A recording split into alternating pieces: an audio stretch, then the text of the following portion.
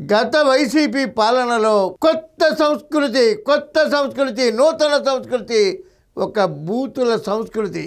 ఒకప్పుడు మహానుభావుడు ఆత్రేయ అనే ఒక మహా రచయిత ఉండేవారు. ఇప్పుడు ఈ వైసీపీ పాలనలో ఆత్రేయలు కాదు బూత్రేయలు తయారయ్యారు. ఈ బూత్రేయల మాటలు వినలేక ప్రజలు భరించలేక 11 సీట్లు ఇచ్చి పక్కన పడేశారు. అయినప్పటికీ బుద్ధి రాలేదు. ఒక ఆయన ఎవరో చాగంటి అంటాడు, ఒక ఆయన అదేదో గుడి అంటాడు, అదేదో హిందూయిజం అంటాడు. హిందుత్వం అనేది ఒక జీవన విధానం. హిందుత్వం అనేది మతం కాదు, ఒక జీవన విధానం. ఒక మనిషి ఒక పరిపూర్ణంగా ఎలా బతకాలని చెప్పేది హిందూయిజం. హిందూయిజం తన మతాన్ని ప్రేమిస్తూ అన్ని మతాల్ని గౌరవిస్తుంది. మిగతా మతాలు వాళ్ళ మతాల్ని గౌరవిస్తూ హిందూయిజాన్ని ద్వేషిస్తారు. అది తప్పు. అన్ని మతాల్ని ప్రేమిద్దాం, అందరినీ గౌరవిద్దాం. సమానమైనటువంటి సంస్కృతిని సనాతన ధర్మాన్ని కాపాడుతూ అన్ని మతాల్ని అన్ని కులాల్ని గౌరవించుకుంటూ అభివృద్ధి దిశగా అడుగులు ముందుకు వేద్దాం.